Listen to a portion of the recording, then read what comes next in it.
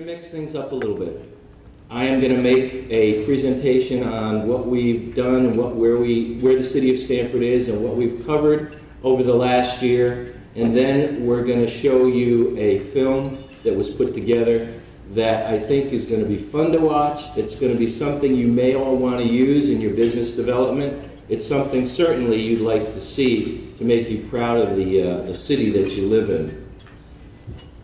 Now, the state of the city is broken down into 6 categories: fiscal responsibility, public safety, education, infrastructure, economic development, and quality of life. From the early days of my administration, the headlines seem to always be bleak.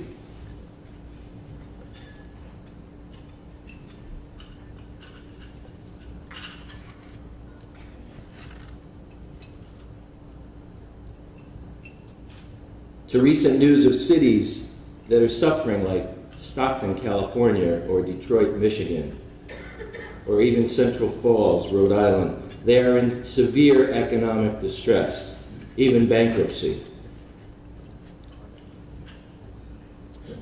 In 2010, Stamford lost its AAA rating from Moody's as a result of declines in certain fiscal metrics.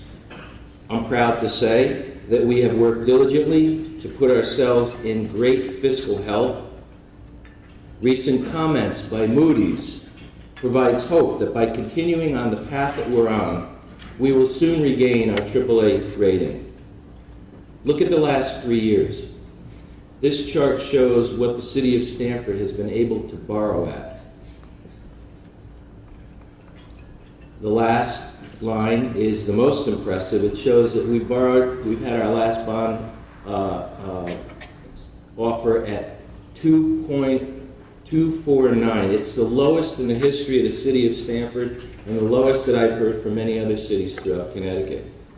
Standard & Poor's has calculated the total public debt per capita in the state of Connecticut, among cities with AAA ratings throughout the nation. And the average is 4,200, the mean, and Stamford. And Stamford is well below both the average and the mean. Turning to public safety. Public safety continues to be one of my administration's most important priorities. And the results speak for themselves. Stamford is the safest city in all of New England. It is the 15th safest city in the United States of America. It ranks very low in comparison to other cities like Bridgeport, Waterbury, Hartford, and New Haven. Now, how do we arrive at this result? How do we become the safest city in New England, 15th safest in the country? Well, look at some of the effective initiatives that have been put into place by the Stamford Police Department. Moving on to fire. Stamford now has a paid and a volunteer department that, through recent charter revision, has combined the two into the Stamford Fire Department. So no matter where you live in the city of Stamford, you can soon count on the same level of response, the same procedures in place, the same training, the same equipment throughout all areas of Stamford. The same response that you see in Belltown will be the same response in North Stamford, the same response in Chapin will be the same response in Springdale. Now moving into public health. On August 25th, 2012, many people had a hand in making Hands for Life the tremendous success that it was in Stamford.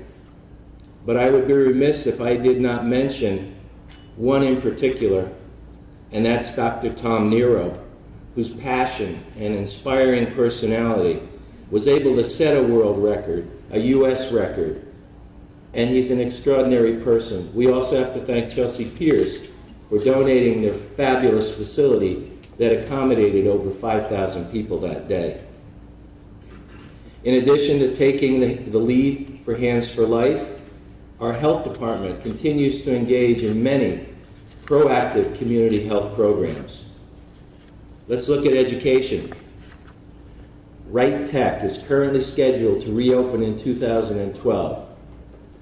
It will be offering concentrations in health science, digital media, as well as the traditional programs in construction and service industries. Connecticut Mastery Tests. Our students have scored higher in the Mastery Tests this year than ever before. We had 219 advanced placement scholars. 84% of the kids that graduate from our high schools go on to higher education. And we've had 2 schools of distinction named by the state of Connecticut. Springdale Elementary is a school of distinction, as is Hart Elementary. Turning to the infrastructure. In government, Stamford's virtual town hall became a reality with new interactive features, such as paying your taxes and your parking tickets online. I don't know if I should have said that. And a 311 system that gives you answers to frequently asked questions and lets you place a customer service request online. And our soon-to-be available permit program. Now this one I think a lot of you will appreciate. What it does is it allows residents, homeowners, contractors, and employees to be all on the same page, tracking permits, licenses, and projects. And we've implemented an employee hotline and an ethics training program for its city employees. With regard to school infrastructure, we have had a number of projects in the pipeline over the years, and as money becomes available for them, they become implemented. This year, we specifically set aside, using the low borrowing ability, to raise $25 million that will go directly into school infrastructure to improve code compliance and life safety issues. To be completed in the next 24 months, those schools are Northeast Elementary, Dolan Middle, West Hill High School, Coquitlam Elementary, and Springdale Elementary. Now, going beyond the schools, another long-awaited infrastructure project that we've all been working very hard to see happen is the Atlantic Street Underpass. The state of Connecticut recently approved a $50 million bond issuance that will go directly toward this project, and Commissioner Rediker of the state DOT has a plan in place where the rail will only be shut down for 2 weekends when this bridge is replaced. We have a $40 million garage renovation at the Transportation Center. It's the first public-private partnership in the state of Connecticut, and it will establish the train station as the center of Connecticut. Now let's turn to economic development. Long-established companies have provided a strong base for Stamford. Check for your logo on there, I'm sure you'll spot it. Aided by world-renowned financial and service firms,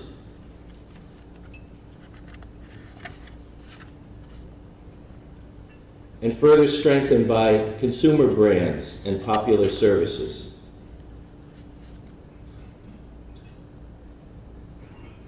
However, we haven't stopped, and our newest arrivals continue to underscore the strength of Stamford's economic future.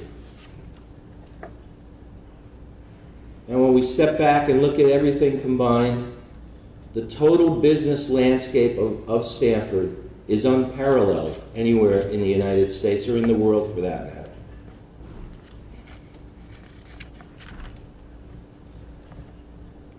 We continue to see expansion of our residential market. The former Advocate site is progressing, and I watch construction unfold every day from my office window. Also in downtown Stamford, starting next month, will be the first of 2 residential towers at Park Square West, 15 stories high with 209 units. Also on the downtown drawing board are buildings at 750 Summer Street, 800 Summer Street, and Summer House, an additional 372 units. There's also a 125-room extended living Marriott Residence Inn. In the South End, the Infinity Building, opened this year, has 242 units, and another 2 buildings are currently under construction. That will add 631 more residential units. 2 buildings will commence later this year, bringing the total to 2,400 new residential units. That's 60% of the total planned residential development in the South End. And the last category I want to talk about is quality of life. It's wonderful to see the Mill River Park, this long-awaited project, nearing its opening, which will be next month. I know that Mill River will provide another key piece to making Stamford as vibrant and as exciting as it already is. Now, who among us can forget last October and the terrible destruction of Hurricane Sandy?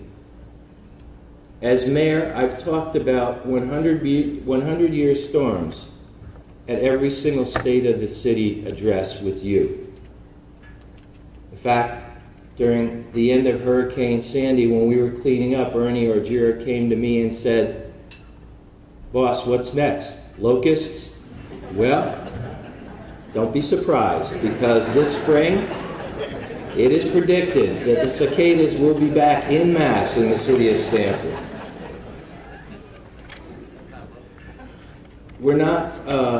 We are continuing our improvement. We had suffered major damages from Hurricane Sandy. Our beaches and parks suffered the most. They had substantial damage, as you can see from these slides. And the initial estimates were that we wouldn't have the beaches open for this summer, because preceding the beach restoration effort was getting all of our roads and our streets open, cleaned of debris. And this is a staggering number.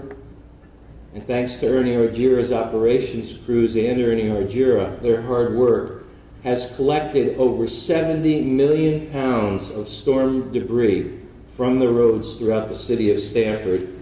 And the best news is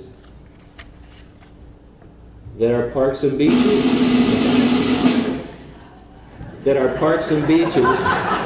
my timing was off on that, I'm sorry.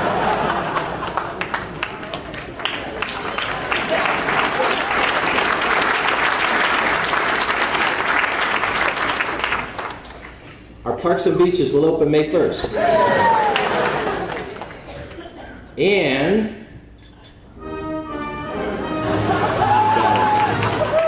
I'm also very pleased to announce that we will have a world-class Carucci fireworks display on July 3rd in the city of Stamford.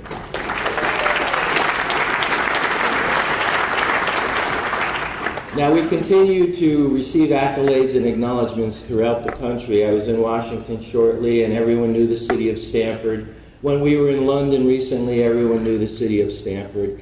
It is a city that is recognized as an economic engine, one that has a diversity, one that does all of the wonderful things that makes the city great. And thanks to each and every one of you. We've also received recognition from prominent media outlets such as the New York Times, who happened to be traveling on I-95 recently and noticed the transportation center, the lighting of the transportation center. And they have written a story recently that said that we have traded in drab for dazzling. And the Wall Street Journal, in its article that it wrote not too long ago, within a matter of months, is that our downtown, the downtown Stamford area, quote, is gaining traction, becoming a 24-hour community with retail, housing, and nightlife. So in conclusion, I want to say thank you to all of you, all my friends here. It's a pleasure to be here. It's a privilege to be here with you today. I want to acknowledge once again the hard work of my cabinet, the city administration, all city employees, all companies and businesses, all nonprofit agencies, and citizens, and all those who continue to make Stamford one great city. Now,